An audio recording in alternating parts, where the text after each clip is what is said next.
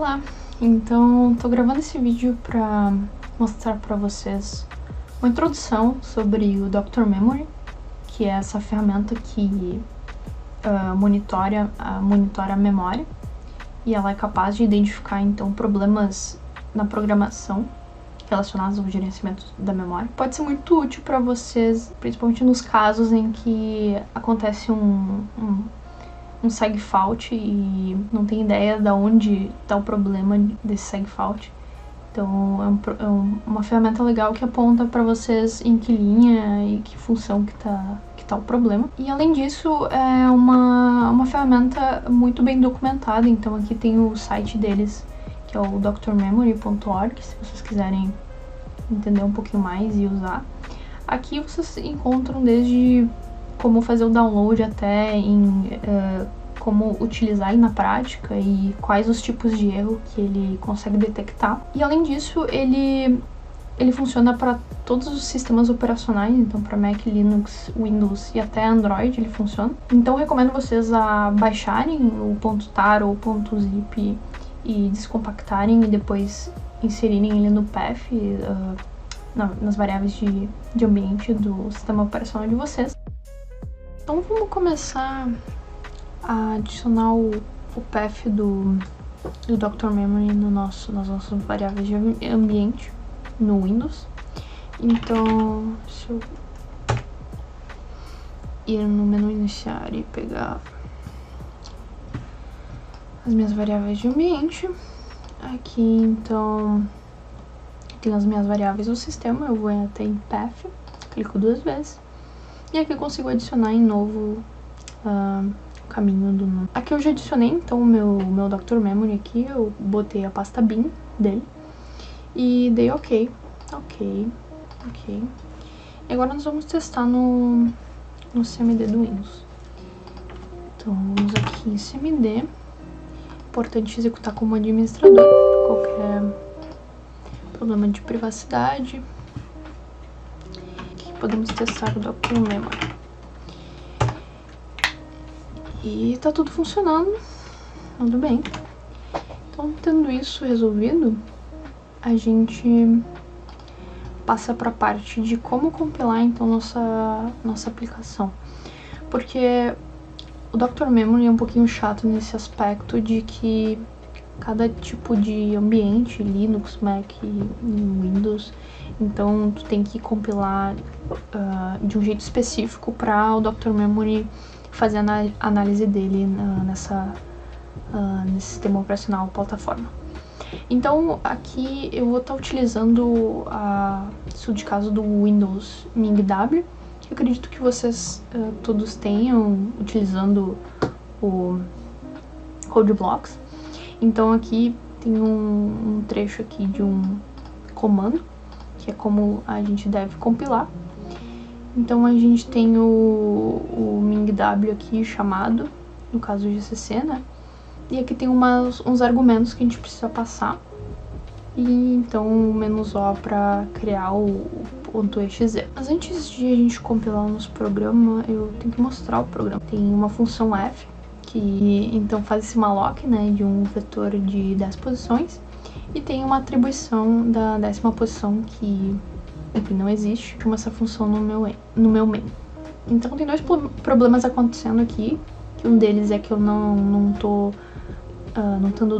dando free, né, nesse malloc, né, então é um memory leak. E também tô fazendo uma atribuição errada aqui, de uma posição da memória que não existe, porque eu tô criando esse malloc da posição 0 até 9 e a posição 10 não existe. Então vamos ver o que acontece.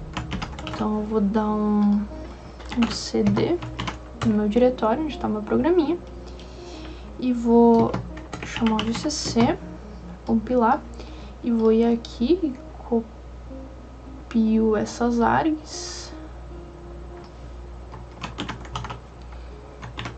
e daí eu escrevo o nome do meu executável, app.exe, e adiciono também os meus arquivos para compilação, que no caso só main, mas se tiver mais de um também adicione.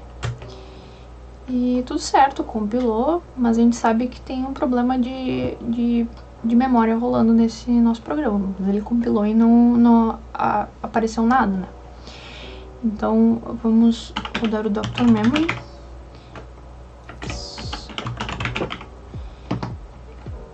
Então eu vou utilizar um argumento aqui de ignore kernel para ele não, enfim, não acusar alguns erros que acontecem no Windows. E passar, então, tracinho, para separar os argumentos do Dr. Memory do nosso programa. Então, eu boto app, então ele está rodando. E se aparecer algum pop-up, que nem esse aqui que apareceu, ignorem, é só o Windows capaz de rodar as coisas propriamente bem. Aqui nós temos os resultados da análise do Dr. Memory. Então, a gente tem aqui um pequeno header das configurações do nosso Dr. Memory. E aqui a gente tem o nosso primeiro erro, né? Que é um acesso indevido a memória que não existe, né? Então aqui ele aponta inclusive o arquivo e a linha que isso acontece.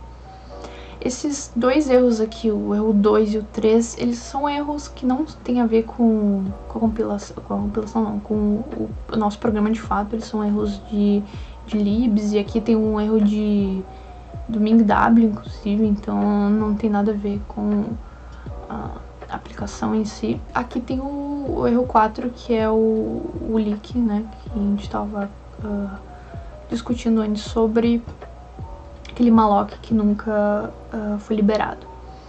E aqui a gente tem também um sumário relatando a quantidade de erros, então os tipos de erros que aconteceram e se existem erros duplicados.